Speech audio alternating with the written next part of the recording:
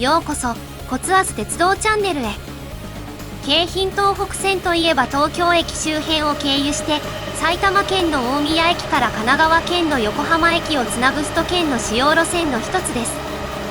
横浜から大船までを結ぶ根岸線と一体運用されることが多いため、大宮から大船までを京浜東北線と呼ぶこともあります。ただし実際には途中で折り返し運転を行う電車が多いため、京浜東北線は多彩な行き先があることでも知られています。特に大宮方面へ向かう京浜東北線の電車の場合、中でもよく目にするのが南浦和行きです。例えば東京駅における京浜東北線の北行の時刻表を見ると、日中時間帯は約半数が南浦和行きとなっています。南浦和駅は主要駅である浦和駅の1駅南側に位置する駅ですが、大宮はもちろん、なぜせめて浦和まで行かないのでしょうか。そもそも南浦和には何があるのかなどと気になっている方は多いのではないでしょうか。そこで今回の動画では京浜東北線に大量の南浦和駅が設定されている理由について解説・考察をしていきましょう。それでは本編へどうぞ。京浜東北線の概要。京浜東北線は埼玉県さいたま市の大宮駅から神奈川県横浜市の横浜駅の間を東京都の東京駅を経由して結ぶ JR 東日本が運行している運行系統の通称です。正式な路線名称は東京駅を境に東京・大宮間が東北本線、東京・横浜間が東海道本線となっています。ただし京浜東北線の電車が走行している線路は上野東京ライン系統の列車が走行する列車線とは異なり、京浜東北線電車専用で使用される電車線です。運行形態は磯子経由で横浜と大船を結ぶ根岸線と一体であり、これらを合わせて京浜東北根岸線と呼ばれることがあるほか、根岸線も含めて京浜東北線とされる場合もあります。京浜東北線は1914年の東京駅開業と同時に京浜線として開業した路線系統です。この京浜線とは当時の鉄道省によって東海道本線の東京駅と高島町駅との間で開始された路線系統で、東京駅が開業したことに合わせて運転を開始しました。なお高島町駅は1915年横浜駅の移転に伴って廃止されています。その後北は1932年に東北本線大宮駅まで、南は1973年に根岸線大船駅まで運行区間が延伸され、この時に現在の運行形態となりました。京浜東北線という名称は大宮駅まで延伸された際、京浜線に東北本線の東北をつけたいわば造語となります。東京の都心を南北に縦貫する京浜東北線は長い間、埼玉県域と神奈川県域を結ぶ唯一の鉄道運行系統でした。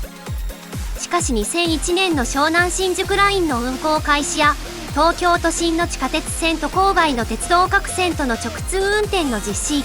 2015年に上野東京ラインとして開始された宇都宮線、高崎線、常磐線と東海道線の間の中距離電車の直通運転など他のルートができたことでその役割は分散されています。しかしそれでも首都圏の JR 線の中においては最も運転本数や保有車両の編成数が多い路線であり、電車は大宮駅、南浦和駅、赤羽駅、東十条駅、田端駅、上野駅、蒲田駅、鶴見駅、東神奈川駅、桜木町駅、磯子駅、大船駅を始発・終点とする形で運行されています。特徴は浦和駅、川崎駅、横浜駅などの主要駅より1駅手前または1駅先までの運行となる電車が多いことです。運転系統は東京駅を貫通する系統と貫通しない系統とがあり、貫通系統はほぼ全ての時間帯で運行されますが、非貫通系統は早朝・深夜のごくわずかな時間のみ運行されます。ところで一般的に日本の鉄道では路線の起点駅から離れていく列車を下り、その逆を上りとしています。この起点駅は基本的に東京に近い方が基準となっており、鉄道ではその東京の基準が東京駅になります。ところが東北本線と東海道本線の起点となる東京駅を挟んで運転する京浜東北線にはこの定義は当てはまりません。し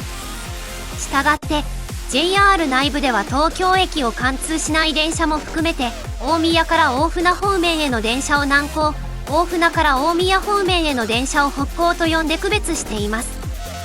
ただし旅客案内上は原則として大船方面行きや大宮方面行きなどと表現されます。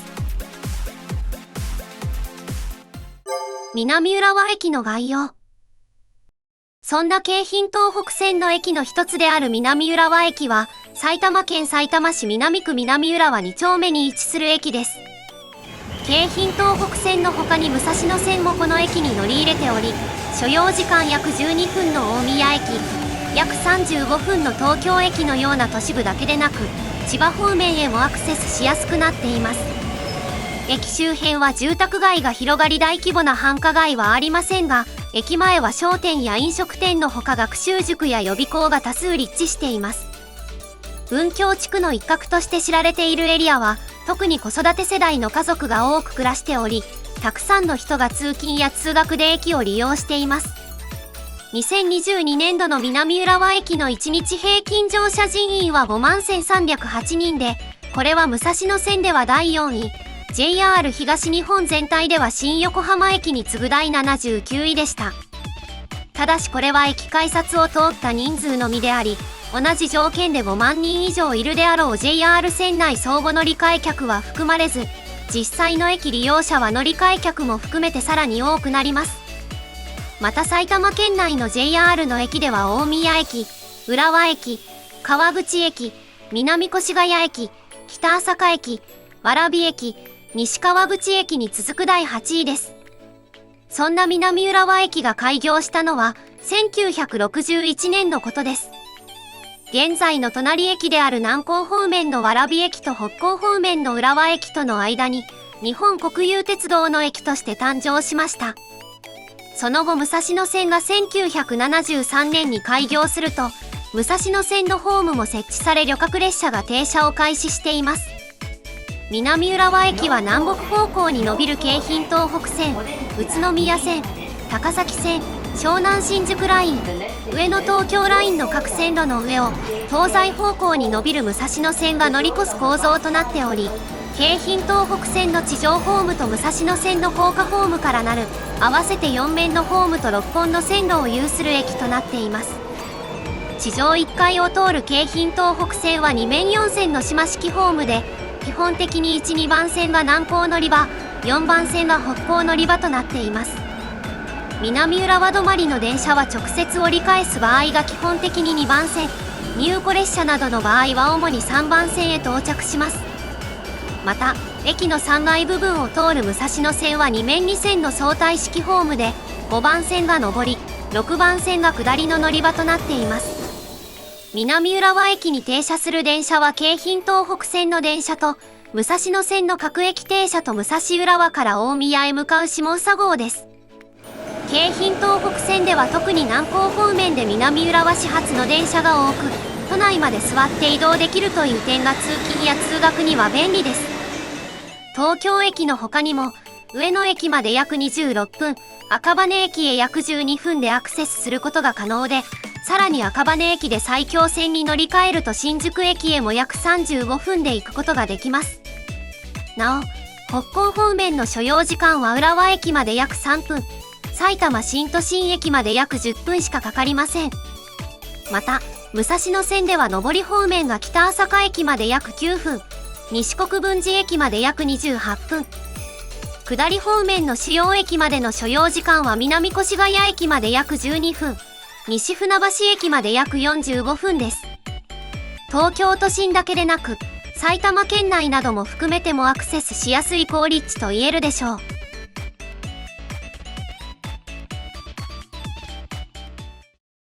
なぜ南浦和行きの京浜東北線がたくさん走っている？ところで京浜東北線の北港の時刻表を見ると、南浦和行きが特に多く設定されていることに気づくでしょう。埼玉県の巨大ターミナル駅である大宮ではなく、南浦和行きとなっている電車が多いのはなぜなのでしょうか？南浦和駅に折り返し設備や車庫があるから。京浜東北線で南浦和駅が多く走っている理由ですが、南浦和駅の成り立ちが大きく関係しています。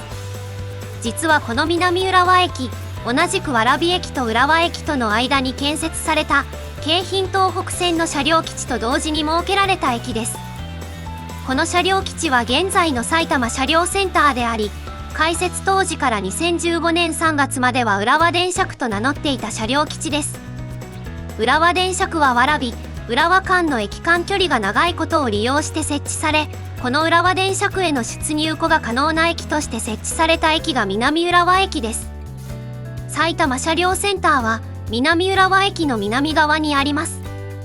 東西方向に約65メートル、南北方向に1600メートルと細長い敷地で、蕨駅北方から南浦和駅の手前約650メートルまで、ほぼ1駅間がほぼ車両センターとなっています。広さは東京ドームの約2倍となる9万平方メートルあり、最大留置可能数は280両です。2023年4月1日現在の配置車両はすべて電車で、京浜東北線と根岸線で運用される E233 系1000番台のみが所属し、E233 系1000番台は10両編成83本が製造されましたが、浦和電車区時代に177番の編成が事故に遭遇して廃車された影響で、現在は10両編成82本の計820両が配置されています。そしてこの南浦和駅の2番線と3番線は埼玉車両センターへ通じる折り返し線となっています。車庫に引き上げる回送列車は基本的に日中を除いて3番線に入り、大宮方面の利用客は同じホームから対面で4番線の大宮駅へ乗り換えられるようになっています。また朝と夕方のラッシュ時には3番線に入って客を降ろしてから一度浦和方にある引き上げ線で折り返し、始発として2番線に進入する電車があります。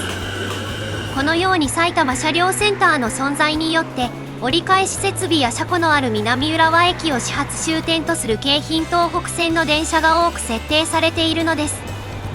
京浜東北線は今でこそ首都圏を南北に結ぶ大動脈の一つですが、1970年代頃までは他の路線と比べると優先度は低いとされていました。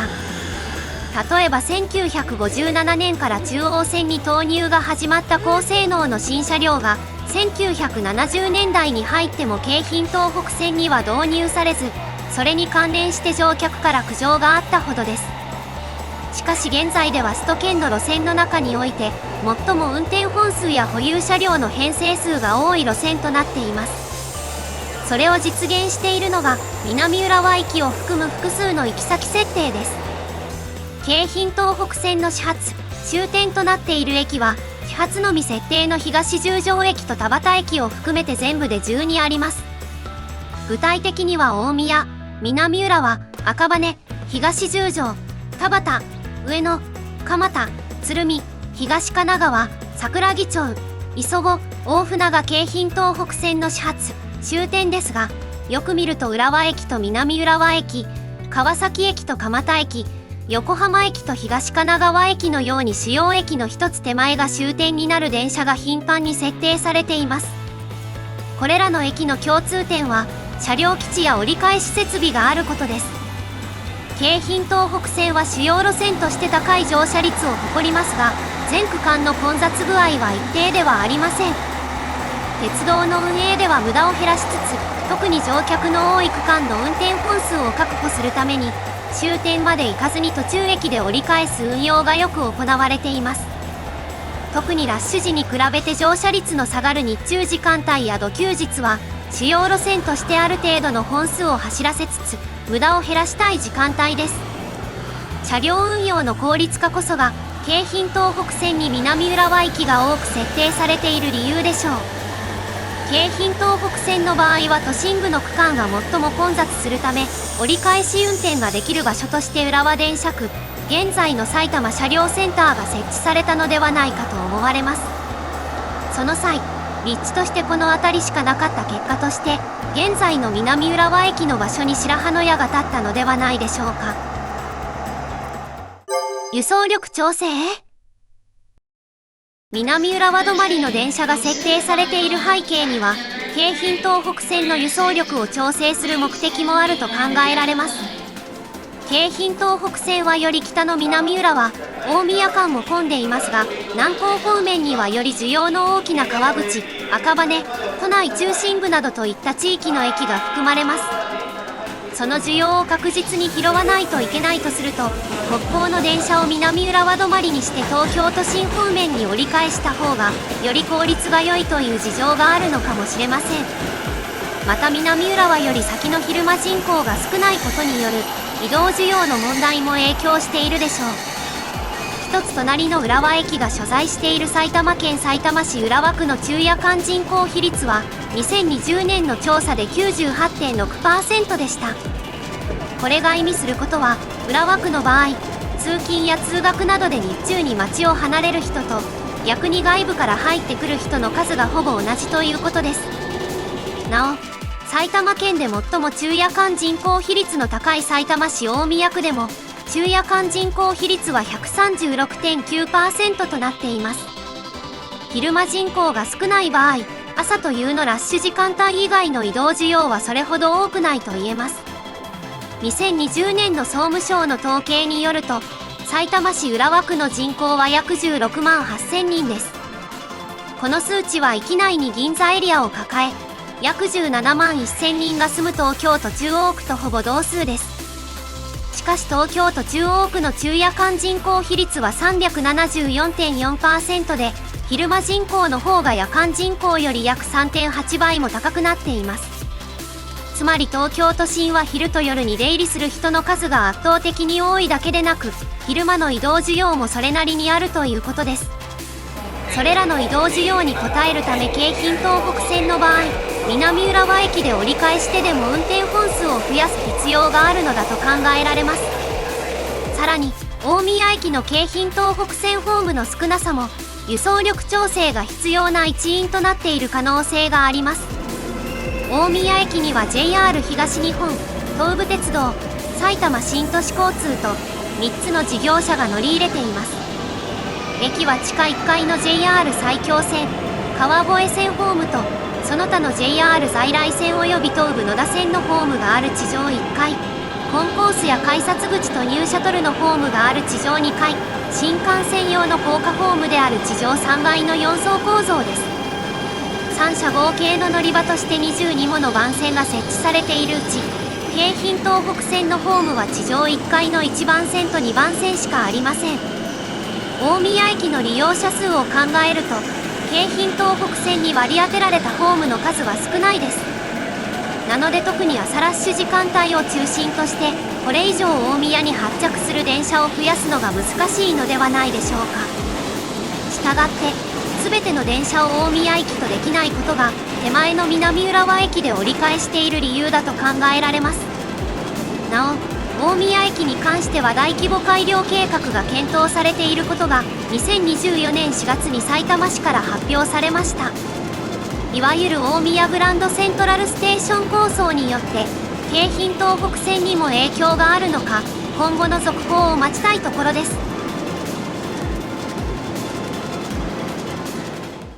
南浦和駅周辺の家賃、住環境など。京浜東北線は東京都を経由して乗り換えなしで、埼玉県から神奈川県まで行ける便利な路線です。通勤や通学はもちろんのこと、埼玉県や東京都から横浜方面へ遊びに行く人が多く利用するのも特徴の一つです。根岸線含め47の停車駅があり、主要駅を網羅している京浜東北線の沿線は比較的住みやすいため、特に駅に近い物件は単身者にもファミリーにも人気です。これは京浜東北線全体に言えることですが、駅の近くに大きな商業施設があるなど、住みやすい環境が整っている傾向にあるにもかかわらず、家賃が他の沿線よりも低めに設定されている区間が少なくありません。不動産情報サイトのホームズによると、南浦和駅の家賃相場は平均でワンルームが 7.17 万円、1LDK12.4 万円、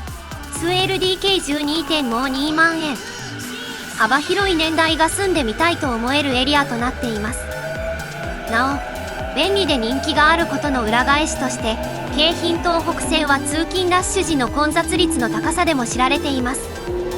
国土交通省が発表した2019年度のデータによると、京浜東北線南高の最混雑区間は川口−赤羽間で7時20分から8時20分の間の平均混雑率は 173% でした。ちなみに 180% の混雑率とは、折りたたむなど無理をすれば新聞が読める状態です。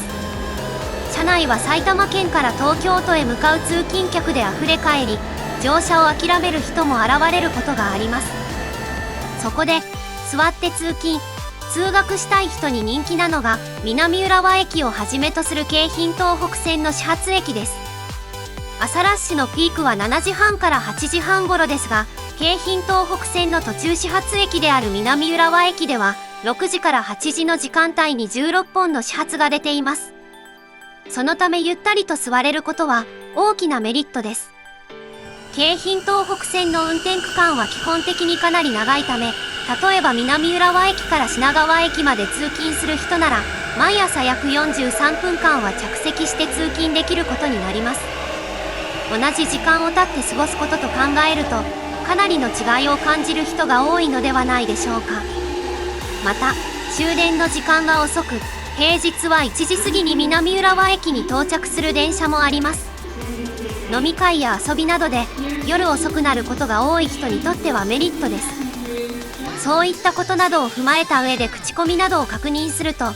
住む場所として南浦和駅周辺をおすすめする人は少なくありません。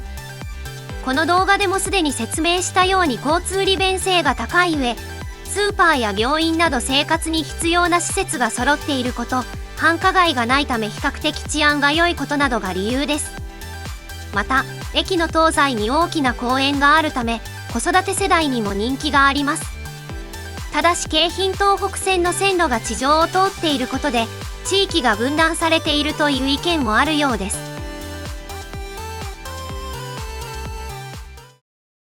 いかがだったでしょうか？今回の動画をご覧いただいたことによって、京浜東北線に南浦和駅がある理由について、